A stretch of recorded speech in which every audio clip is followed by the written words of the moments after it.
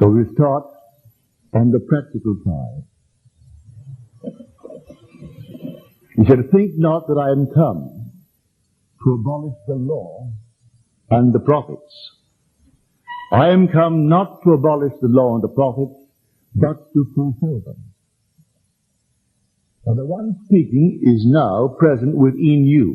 When he awakes, you will hear these words. You will find them to be your words.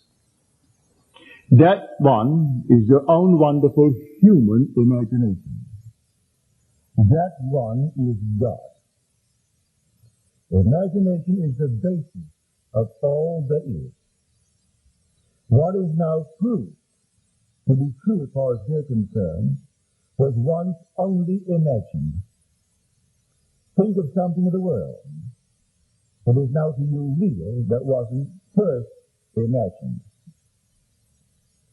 So the secret of imagining is the secret of God. And so the secret of imagining is the greatest of all problems, to the solution of which everyone should aspire. Because supreme power, supreme wisdom, supreme delight lie in the far-off solution of this mystery. I can acquaint you with it and then leave you to your choice and its risk. But everything in the world is created by this power that I kill and I make alive. I wound and I heal, and none can deliver out of my hand. I create the light and make darkness. I create woe and I make weal. And I, even I am he, and there is no other God beside me. That's your own wonderful human imagination. But they are secrets to this power. And you and I, by experiment, we try to discover the secret. As we discover the secret of imagining, pardon me, we are discovering the secret of God. So God and imagination, human imagination, are synonymous terms. They're interchangeable. So when we read that if we know that he hears us in whatever we ask, we know that we have obtained that which we requested of him. If we know that he hears us in whatever we ask, no restraint. Now you may sit down and commune with what you think to be another than yourself, God. But because there are billions of us in the world, and there is but one God, and this fabulous universe, you might wonder if he heard you.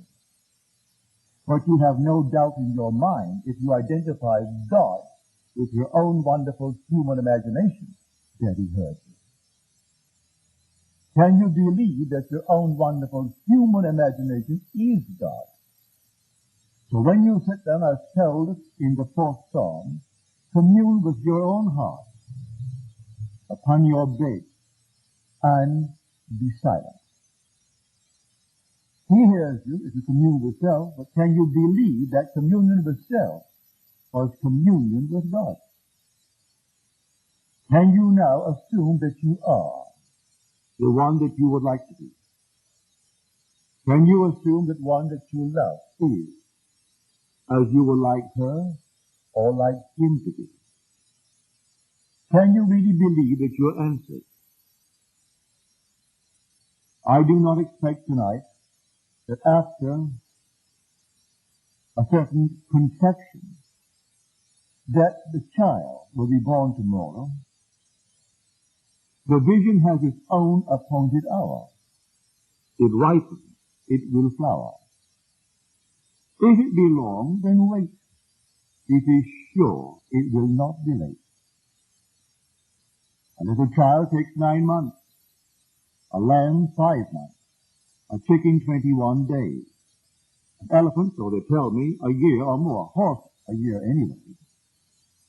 So every conception has its own appointed hour. It ripens, it will flower. If it seems to you long, then wait. It is sure.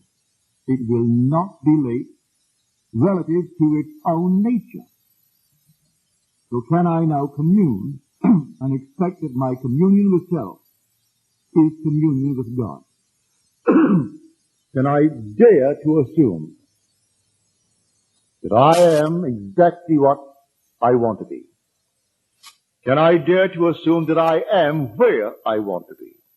Even though at the moment my reason denies it, my senses deny it. Will it work? Well, it costs you nothing. Try it. Doesn't cost 1 penny to try it. As you're told, come, buy wine, buy milk without money, without price. Come and take it. Doesn't cost you 1 penny to dare to assume that you are where you would like to be.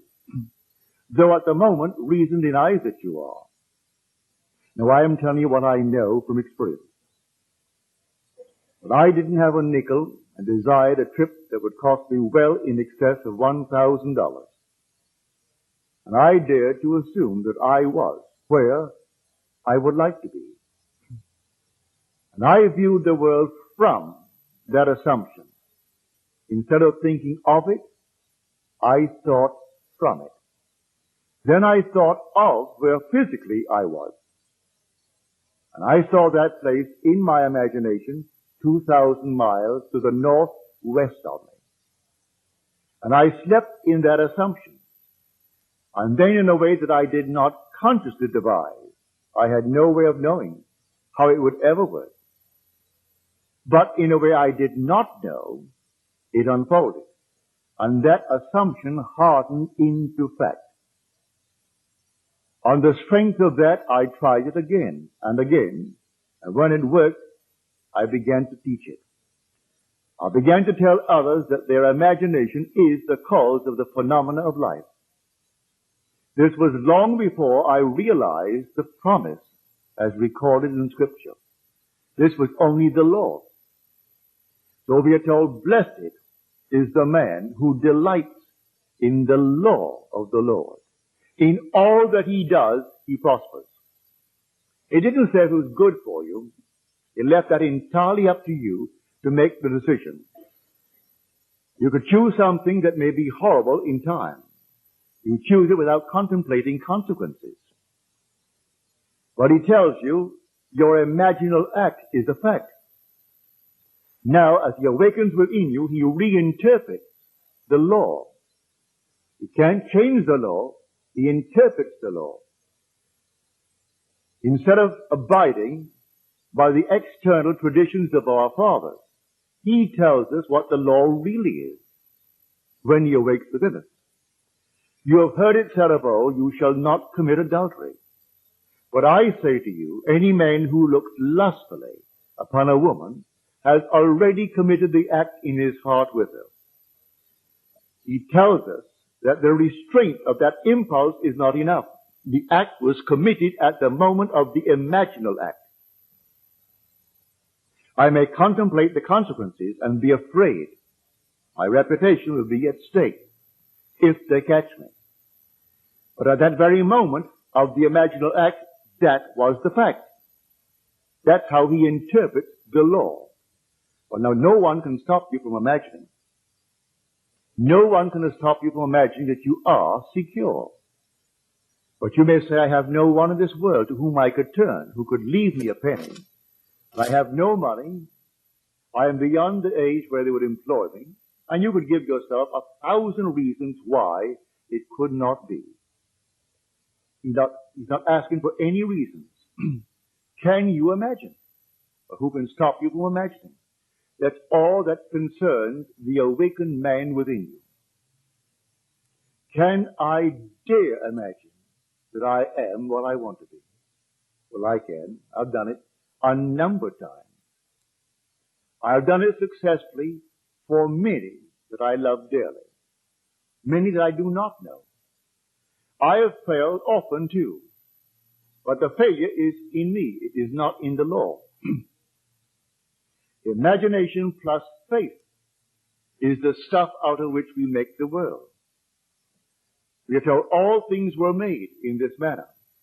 He calls a thing that is not seen as though it were seen, and the unseen becomes seen.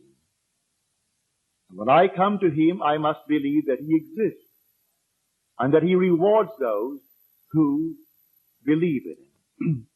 I must have faith in the imaginal act.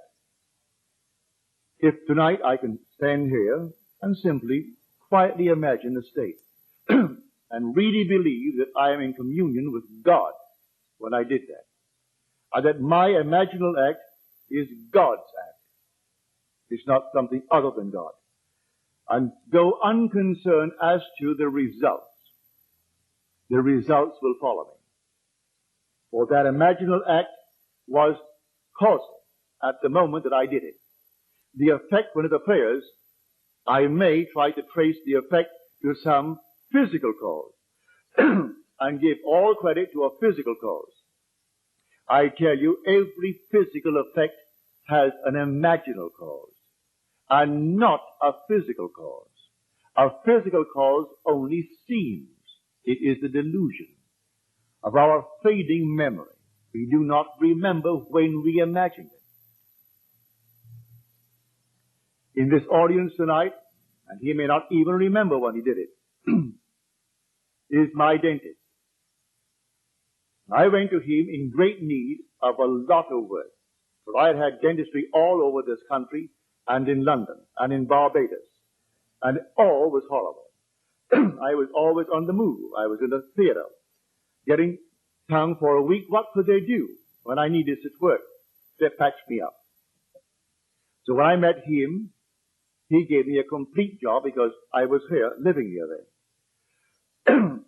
When one day a tooth gave way, which was an anchor tooth, he said to me quite innocently, whether he remembers or not, when I saw your mouth and did this, I said to myself, this tooth will last 13 years. It was 13 years. Had he only said 25, but he didn't think I would live that long. So 13 years. Out came that anchor tooth, and therefore complete restructure of my entire mouth. He set it in motion. Whether he remembers or not, he said, this is going to last 13 years. He didn't tell me. Didn't have to tell me. That was his imaginal act. I was only the victim of his creative power. Now I'm telling you, don't take anything lightly. You are creating morning, noon, and night. Your imaginal acts are God's acts, because your imagination is God, and there is no other God. God actually became as we are, became man, that man may become God. And he set up within himself, in man, a series of events which he will now unfold within man, which the one in whom he unfolds it will know he is God. He calls it giving glory unto man. I will not give my glory to another, he said. I have tried you in the furnace of affliction. For my own sake, I do it, for my own sake. For how should my name be profaned? My glory I will not give to another. God's glory is God, as told us in the 33rd chapter of the book of Exodus. I will make my glory to pass before you, and I will cover you. And when I have passed by, so my glory is equated with the I of God. For his name is I am. He cannot give his glory, which is himself, to another. So in becoming man, he puts man through the furnaces. But then read the story carefully. He took upon himself all of my infirmities and bore my diseases. Who else suffers?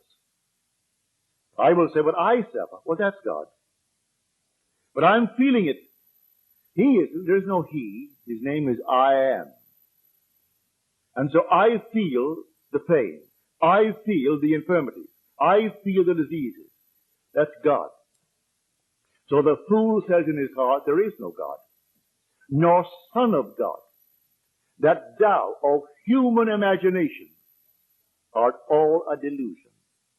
But I know thee, O Lord, when thou arisest upon my weary eyes, even in this dungeon and this iron mill. Thou also sufferest with me, although I behold thee not. I do not behold imagination as I behold you, an object in space. I am the reality that is named imagination, but I cannot actually see it as an object in space. I see the results of my imagining, but not the being imagining, for God is invisible. Then the voice replies, fear not. I am with you always. Can I ever get away from imagining? If I fall asleep now and I start dreaming, what is dreaming but imagining? When I wake, he is still with me. I'm still imagining. I am with you always. Only believe in me that I have power to raise from death thy brother who sleeps in Albion. This comes now to the promise that he made all of us. His promise is to give himself to us as though there were no others in the world, just you. Because in giving himself to you, there is no other. Your whole vast world is yourself pushed out. Everything in the world is yourself pushed out. And you manipulate it by your imaginal acts. Everything in the world. Now, the first act begins with the resurrection. It's not outside of you, in spite of what you've been taught. The day will come, you will rise within yourself. And that's the only God that was ever resurrected, who will ever be resurrected. It's not another, it's you. And when you rise, there is no one on the outside. It's all you. And you are rising in the only tomb in the world where God was ever buried, and that's your own skull. God is buried in the human skull, and that's where he rises. And when he rises, as foretold by his own words in Scripture, he is born.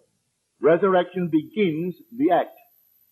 That same night, you come out of the tomb, which is your skull, and you are born from above. Not from the womb of woman where the garment was born. You are born from above, born of God. Born not of blood, nor of the will of the flesh, nor of the will of man, but of God. In other words, you are self-begotten. God begets himself in you, as told us in the epistle to the Hebrews. He is bringing many sons to glory. But the sons are numbered. Everyone born of woman is that son of God. As told us in the 32nd chapter of Deuteronomy. He has set bounds to the peoples of earth according to the number of the sons of God. But you would say, but look, there are 3 billion in the world. So what's that? I will make them more numerous than the stars, more numerous than the sands of the beach. Or count them. You can't count the stars. We estimate them to be at trillions and trillions. These are the sons of God, bringing each that he chooses. He didn't bring all together. He brought a certain number, and that certain number he calls the second son. The second son is represented by this fabulous number. The first son is still waiting to come out. He complains because the second son went berserk, went amok, spent his power unwisely. Then he came to his senses and returned to his father, and the father embraced him and gave him the authority of himself. He gave him the ring, gave him the robe, the fatted calf, everything for the one who went out and came back to the Father.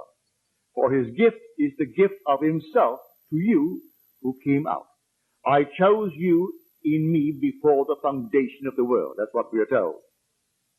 Let the first son complain. He'll complain and complain. I served you, and you gave me nothing, not even a kid. He said, my son, all that I have is yours. But the most fabulous gift in the world, or possession in the world, is without meaning unless there is a knowledge of it and a readiness to use it. Going out as we did, we become aware of our possession. Then we can use it. Unless we went out into the world and misused it as we have done, we could not become aware of this power that is our own creative power, our imagination. I saw it so clearly one night. Here I am in this fabulous field of sunflowers, huge, lovely sunflowers.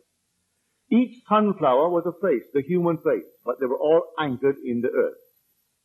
And I walked up and down among the sunflowers. They moved like an orchestra moves. They all moved in unison. If one smiled, they all smiled. If one didn't smile, no one smiled. They simply followed like an orchestra. If one bent over, they all bent over. And everyone did what the whole did. One, I didn't say one led them, seemed automatically to do it. And I felt, though I was alone, I could walk up and down, and they were anchors. They couldn't do it. I felt that I was freer, limited as I was, than all of them put together, beautiful as they were. These sunflowers of human faces, but they had not gone out. I was once a part of that infinite garden, not aware of what I possessed. And my Father chose me in Him before the foundation of the world, and we went out to go through hell in this world, that I may become aware that all thine are mine. To become aware that all that is God's belonged to me, I had to go through the furnaces of affliction. Having gone through the furnaces, then He awakes within me. And He tells me how I will know He has awakened within me. He set up in the beginning the result of the experiences of humanity. And that result is a son. The son is called David. And when I find him, I will know he is my son. I will know the 89th Psalm. I have found David. He has cried unto me, thou art my son, my father, my God, and the rock of my salvation. Well, I found him, and he cried these words to me. And I knew exactly who he was, and I knew then who I am. Until then, I did not know I was one with God. He is God's son, God's only son. Now he's my son. I tell you, you're going to find him, and he will be your son. And because he is my son, you and I are one. How can he be your son? And I know he's my son, and you and I not be one Father. So we're told there's only one body, one Spirit, one Lord, one God and Father of all. So in the end, they will not be Greek and Jew, bond and free, male and female, only one. All one in God. And you will be that God. So this is the promise that he made. Now, when I read the Bible, I take all the related parts of the promise and put them all together. For all these things put together will find their fulfillment in you. All his promises find their yes in him, as you read it in the 2 Corinthians. All the promises of God find their yes, their fulfillment in him. So there are 39 books. Together they form one book. But the context, which means the meaning of it, you'll find related, scattered over the 39. He pulls from this, from that, from the other, written over the centuries, and pulls them into one pattern. So Christ is the pattern man. That pattern is buried in man. It's the only Christ in the world. When the pattern unfolds in man, it unfolds in man as the man in whom it unfolds. And then he knows who he is. And he has no doubt in his mind as to who he is. He is the Lord spoken of in Scripture. And that Lord is God the Father. And the whole thing unfolds within him. But he does not abolish the law that he gave. He explains the law as a psychological law and not a physical law. So if I long after someone, at that very moment, the act was committed. I say boldly, I stated boldly as my dentist said it boldly. It was committed. So I went blindly on, enjoying everything he did. It was perfect. Then suddenly comes a little bleeding thing, which no one could stop. Out comes the tooth. He set it in motion the day he said to himself, not to me. It'll last 13 years. I checked it. It was 13 years. So Blake said in his wonderful Jerusalem, oh, what have I said? What have I done? Oh, all-powerful human words. For the word of man is the word of God. And the word shall not return unto me void. It must accomplish that which I purpose and prosper in the thing for which I sent it. But man forgets his word. Then it comes up and he looks for a physical cause for it. Now we start searching. Well, you know what? Well, your system is run down. Did you have fever? Did you have so-and-so?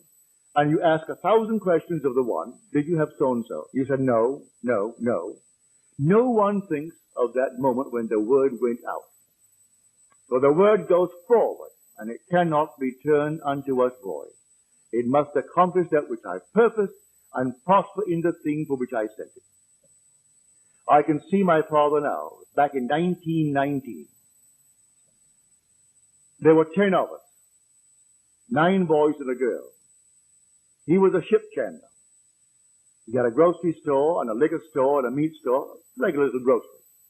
And he supplied ships. And the ships were bringing the boys back from the First World War. And they would tell him all kinds of stories.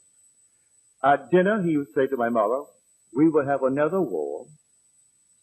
In 20 years, there will be another war. It will be against Germany, but this time it's going to be Germany and Japan.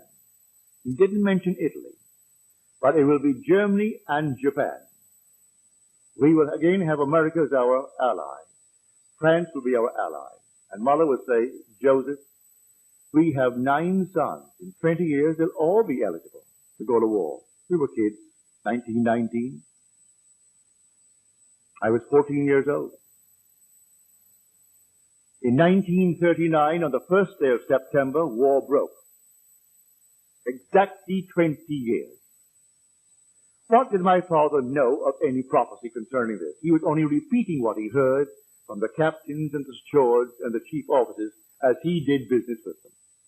But they were his words. And he said it with conviction because he believed these men knew what they're talking about.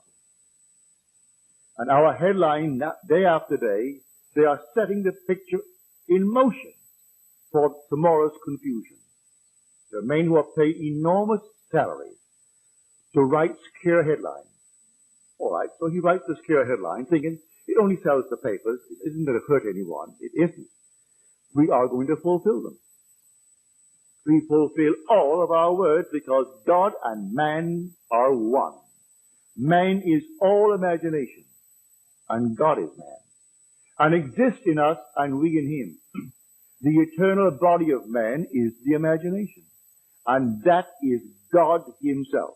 And God's word is man's word, and it cannot return unto him void. It just can't if he speaks it with conviction.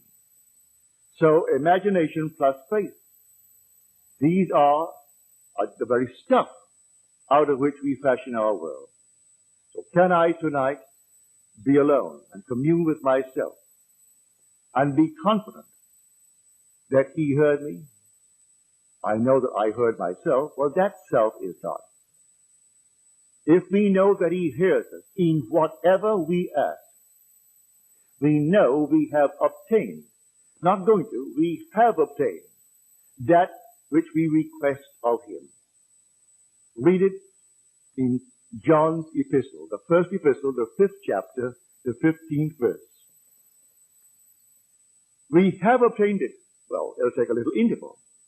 It may come tonight, but depending upon what seed you planted. One seed will grow overnight.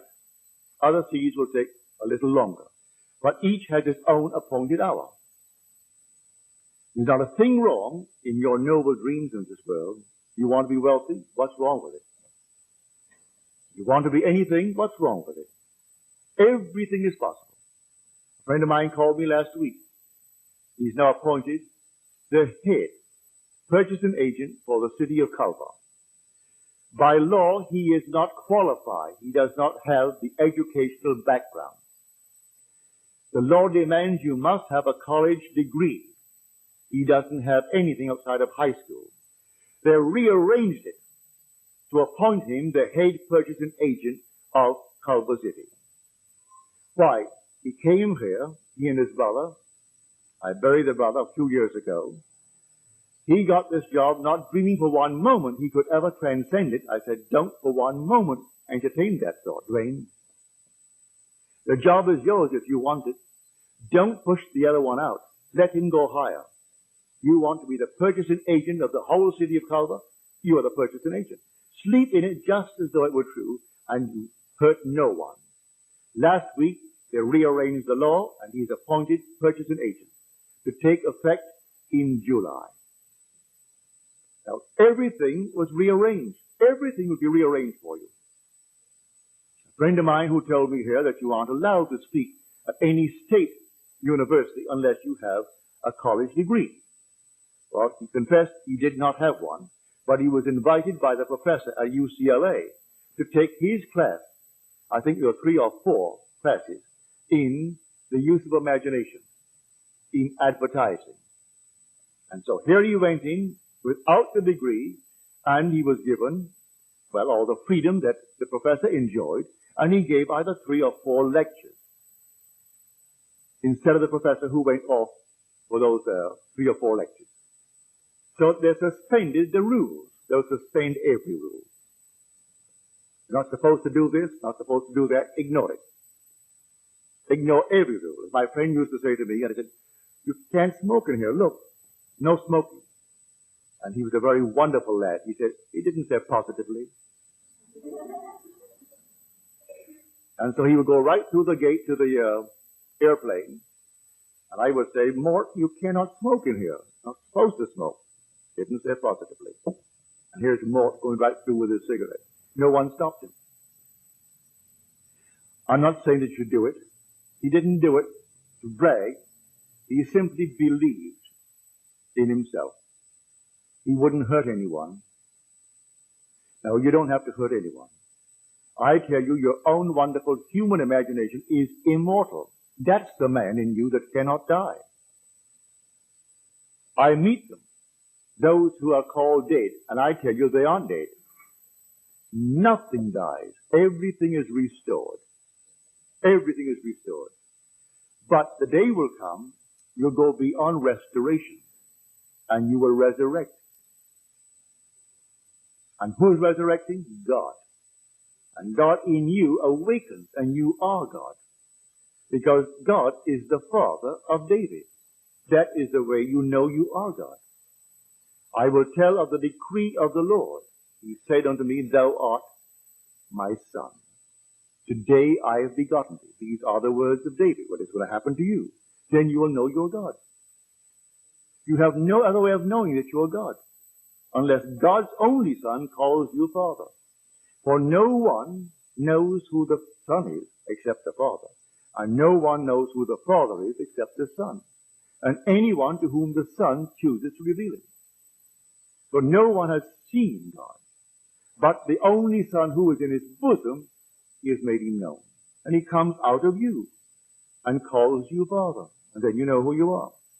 And I'm telling you, every one of you, because you and I were chosen in him before the foundation of the world. Chosen for the purpose of receiving the gift of God, which is his glory. For he gives me himself, and in giving me himself, if he's a father, then give me your son. You can't give me yourself in part. Give it to me in totality. So if you are a father, then where is your son? Your son must be my son. And he gives me his son. So he so loved us, he gave his only begotten son. To whom? To you, to me, to every child born of woman. To every one of us will become fully aware that we are God. And yet, I will know you as Jim. I will know you as Jim, but I will also know that you are God. I'll know you as Sarge and know you are God. I'll know you as Bill and know you are God. I'll know every one of you. And the unnumbered billions that are not known to me here, in that day I'll know them all, and still know them all as God. For there is nothing but God. When the curtain comes down on the final act, we're all God. We are then the glory of God. So we will finish the work. He said, I have finished the work which thou gavest me to do. Now, glorify thou me with thine own self, with the glory that I had with thee before that the world was. It's returning now. The whole memory returns. Then every man becomes God. But now do not fail to apply the law. Blessed is the man who delights in the law of the Lord. In all that he does, he prospers. You name it, and you can be it. You just name it. And if you dare to assume that you are it, and view the world from that assumption instead of thinking of it, you will crystallize it. You will actually manifest it in this world. That definition of imagination, I'll go along with for a certain point, up to a point. That things present are sense perceived and called real. Things absent are called imagination. But man being all imagination, man must be wherever he is in imagination. So I need not be anchored to where my senses dictate. I can stand here and assume that I am elsewhere. And then, if I assume that I am elsewhere, let me anchor myself there and view the world from it. If I view the world from it, I should see this place as I would see it were I physically there. I can see it surrounded me and under me. Then I did not move in imagination.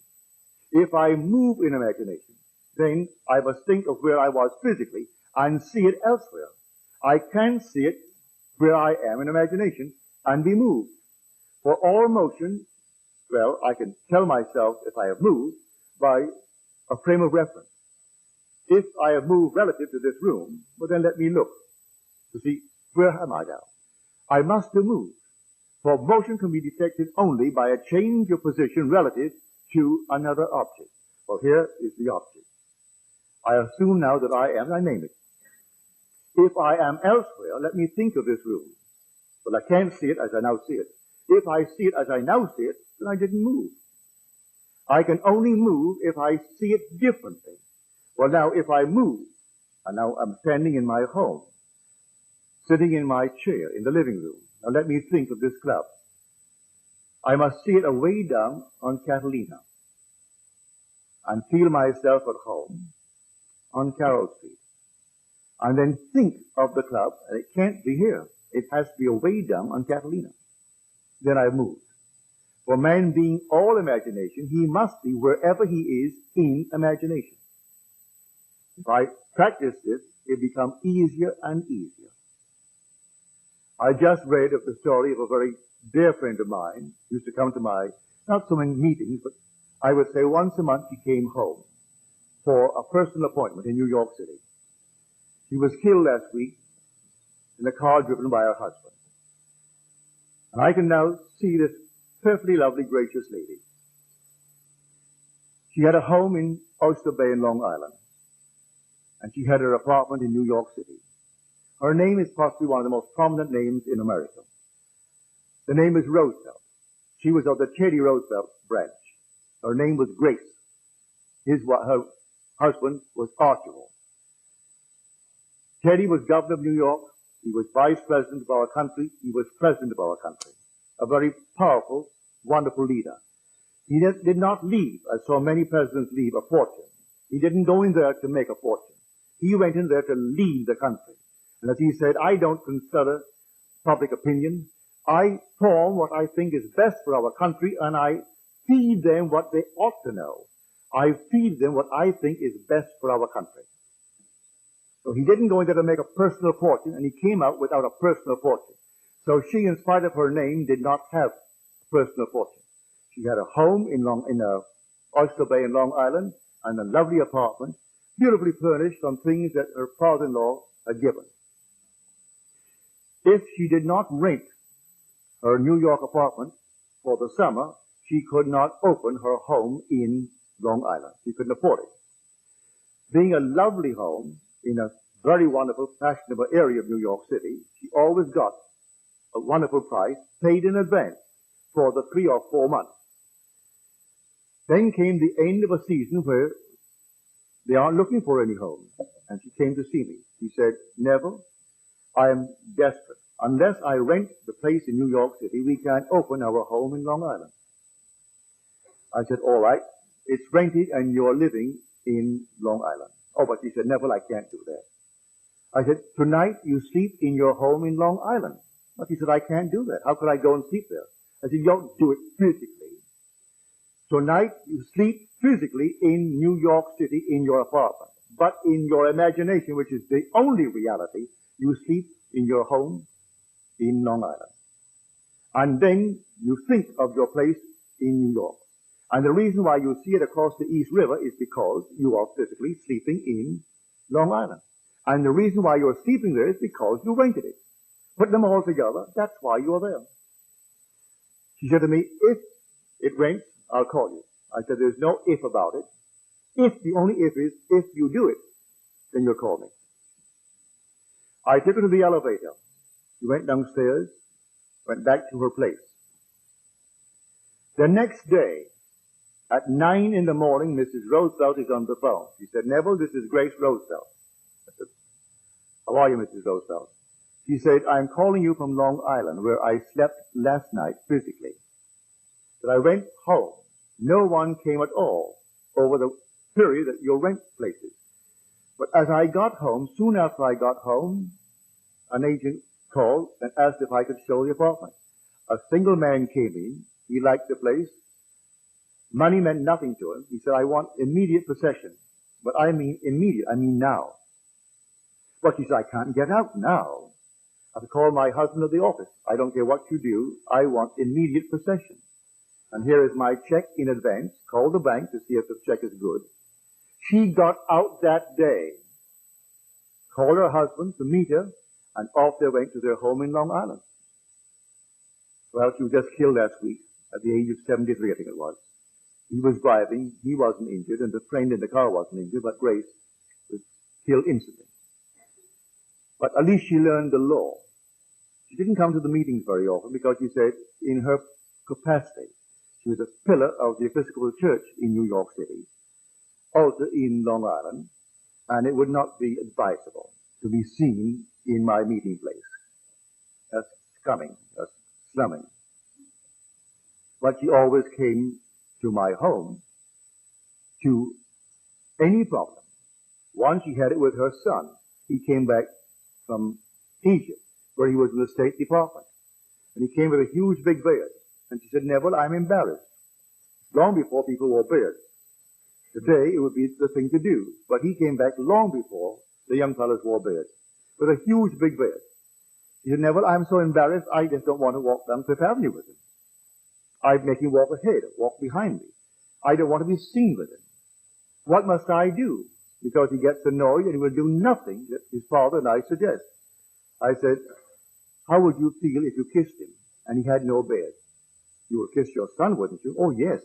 Well, then, put your hand on his face and he doesn't have any beard. And then kiss him and feel that smooth skin that is your son's face, and he has no beard. All right, I will do that. She didn't tell me.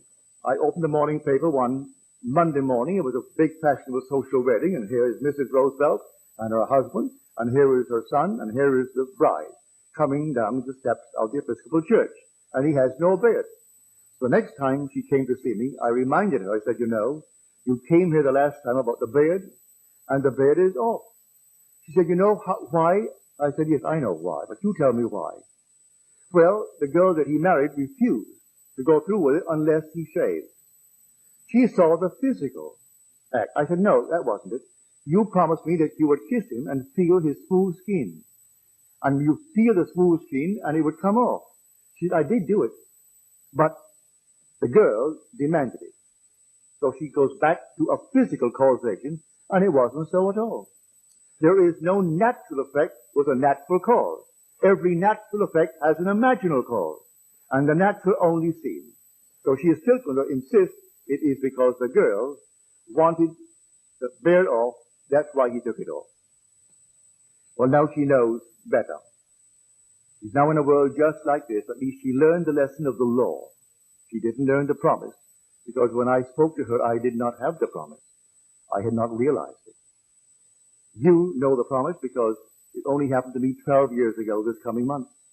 So those who knew me before have not heard from me the promise. Those who know me since, well, they know the promise. So I ask you tonight to please take it seriously. Watch your every imaginal act.